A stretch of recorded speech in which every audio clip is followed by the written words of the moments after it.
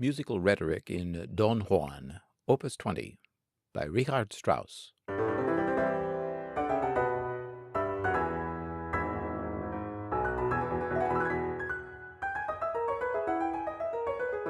Part 4, Refrain and Episode 3 of the Rondo. As indicated by the rushing cellos at bar 160, this transition back to the refrain outlines an E-flat 7th chord, a chromatic semitone below the original tonic of E, so it is the enharmonic equivalent of D sharp, leading tone of Don Juan's own tonic key of E major.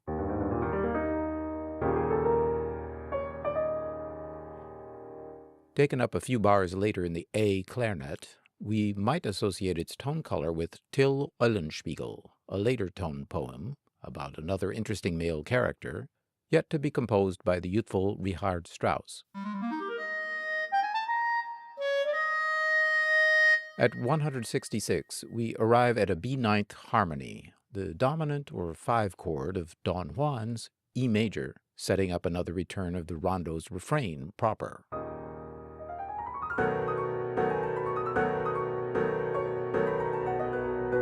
However, at 169, there is a slight but significant melodic and harmonic change, a deceptive cadence with the E in the bass, now the third of a first inversion C major harmony, the 6th chord of the parallel E minor. This seems to provide a bit of ominous foreshadowing, as we shall see.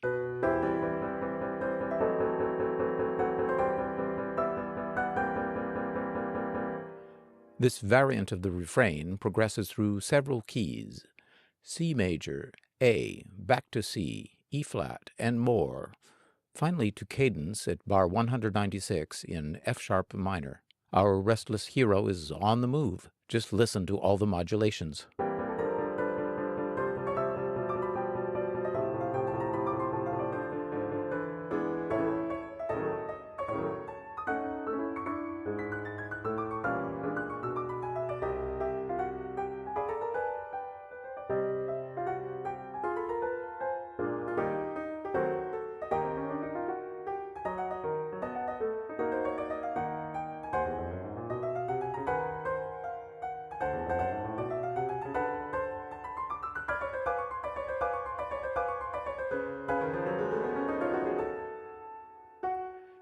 In the orchestral score, that last rising rush is played by the entire string section in unison at bar 195.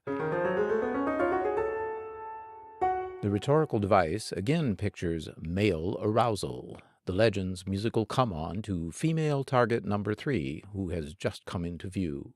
What happens next? Don Juan, of course, looks her over. The unison woodwinds playing the notes C-sharp, A, F-sharp. And in the following measure, 196, she gives him a coy wink of a 16th note, thus opening the gate to our protagonist, and in the process wiping out every key signature in the score. Even the key signatures of transposing instruments are just gone. Episode 3, A Fateful Encounter. In keeping with the organic principle of wheels within wheels, the third episode is itself a binary structure within the overarching rondo interpretation of the Don Juan work. Though key signatures have vanished from the written score, analysis determines that the third episode consists of 2 contrasting sections in the parallel keys of G minor and G major, respectively.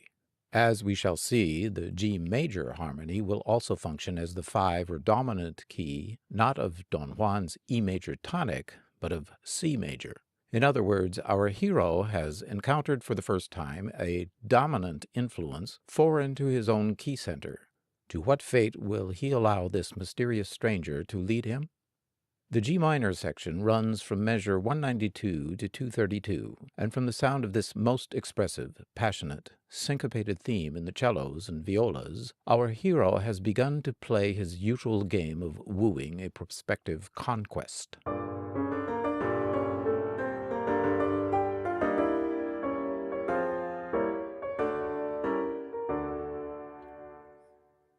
Perhaps those expressive three-note motives featuring falling thirds paint a picture of musical sighs, or of whispered I love yous. According to the literature, the third feminine encounter of the Don Juan legend is Donna Ana. Curiously, the daughter of one Major General Adolf de Ana, named Pauline, becomes a singing student of Richard Strauss. And a few years after the smashing success of his orchestral tone poem, Don Juan, the now famous composer marries Paulina, Pauline de Ana. But back to the Donna Ana of the legend. The faible flute is her response to our hero's advances, with sad, sighing figures of her own, mostly semitones, playing hard to get, round about the tonic G note.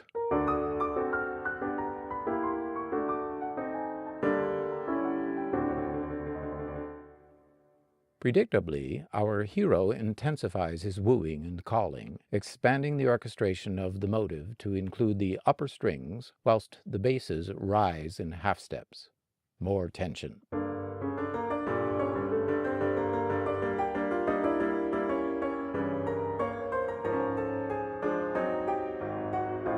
Donna Ana responds again, but now only in minor seconds.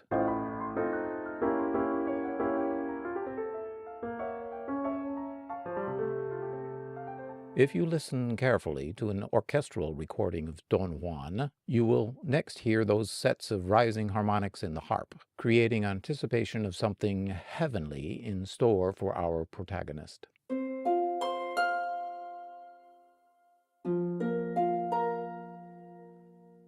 Our hero is hard at work now. Chivalrous, almost militarist, trumpet and horn calls are next added to Don Juan's efforts, who confidently believes that, as with all others before, this one will soon succumb to his advances and submit.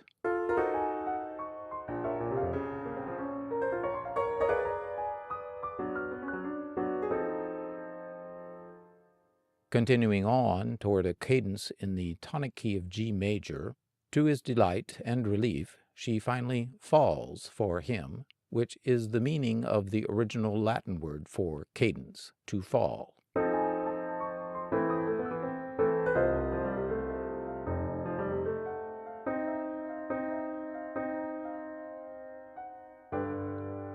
Or is it perhaps he who falls for her?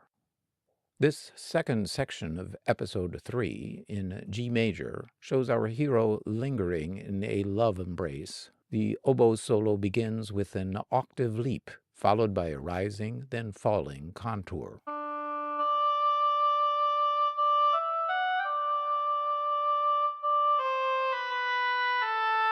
And the idyllic music seems to indicate there is more to this third interaction than mere conquest. For instance, the four-part divided basses with a prominent open fifth on G. The fifth is one of the more stable intervals, which is one reason we avoid getting stuck with parallel fifths in music theory exercises. But here, the prolonged fifth interval in the basses imparts a feeling of stability to our hero, as does the calm accompaniment in the cellos.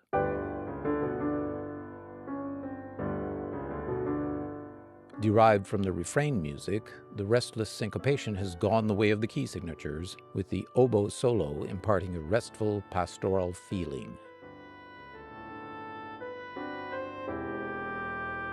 The very length of this idyllic section of the music, bars 232 to 314 of the orchestral score, which is more than 8 pages or 80 measures, seems to indicate that an enduring relationship is developing. Let's continue listening.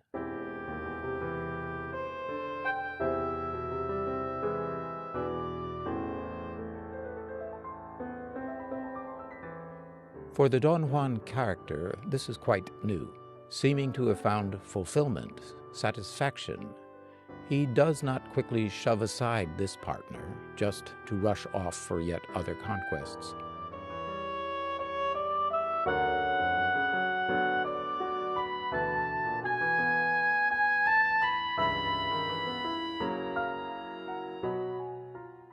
Actually, he seems to be falling in love with this Donna Anna.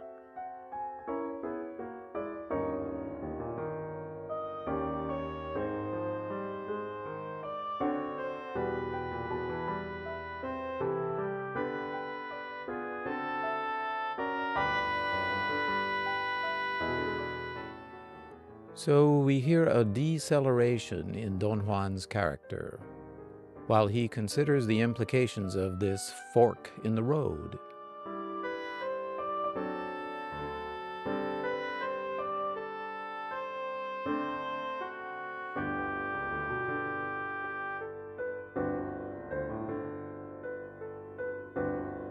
But listen to the dissonances.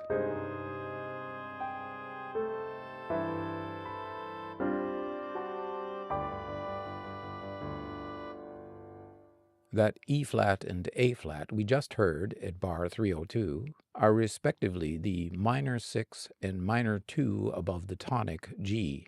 Musicologist James Hepokoski refers to these dissonances as representing Don Juan's love pangs. See note in the description. Measures 307 to 314 constitute the rush of emotion that now floods into our protagonist. Don Juan contemplates the far-reaching consequences of becoming a domesticated hero, a family man.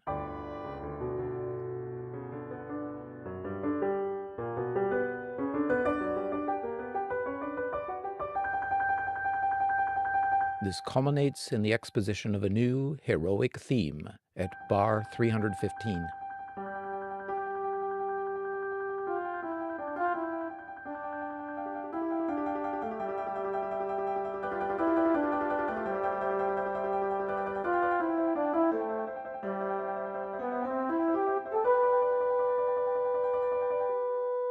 This Heldenthema, which is German for heroic or hero's theme, is actually a transformation of the idyllic oboe solo, featuring the same octave leap and contour.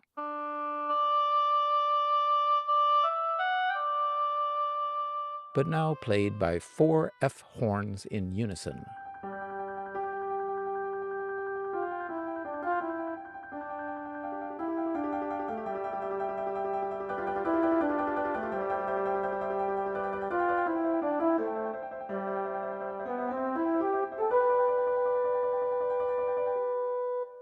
How heroic!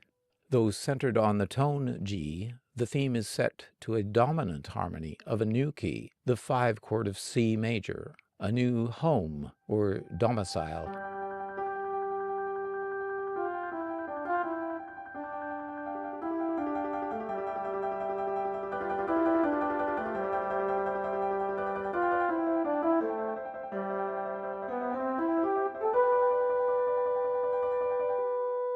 Well, a man's home is his castle, right? Interestingly, the key of C major has been chosen by composers of other successful works to signify light, sunrise, or simply nature. Literary examples of this application include Joseph Haydn's Creation Oratorio and Strauss's own homage to Friedrich Nietzsche's Zarathustra. The dominant G of the hero theme illuminates or suggests a new way of life to Don Juan, urging him to change his ways and settle down domestically. Also significant, the first appearance of the Heldenthema is at the exact moment we would expect to hear the rondo's refrain theme again. Instead, this new theme is repeated for emphasis. Our hero is really weighing in his mind the pros and serious cons of such a life-altering choice.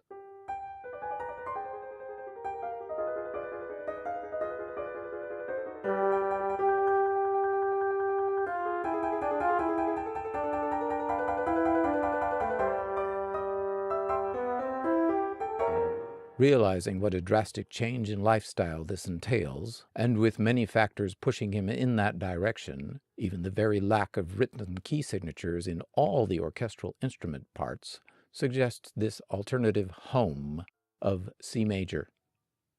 The ensuing confusion of the next episode will illustrate our hero's internal conflict even more. Though at bar 337 we do hear an aborted return to the familiar rondo refrain, we sense the unsettled hero is struggling to get back on his old track, rejecting for now the choice of settling down.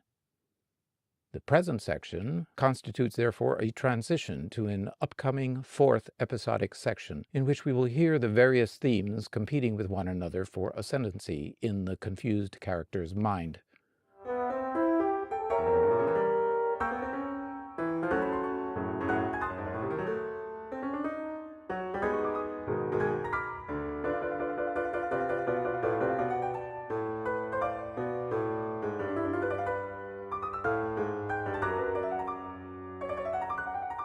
Don Juan finally escapes to a social event, a masked ball or party, temporarily evading the growing light in his brain. To be continued.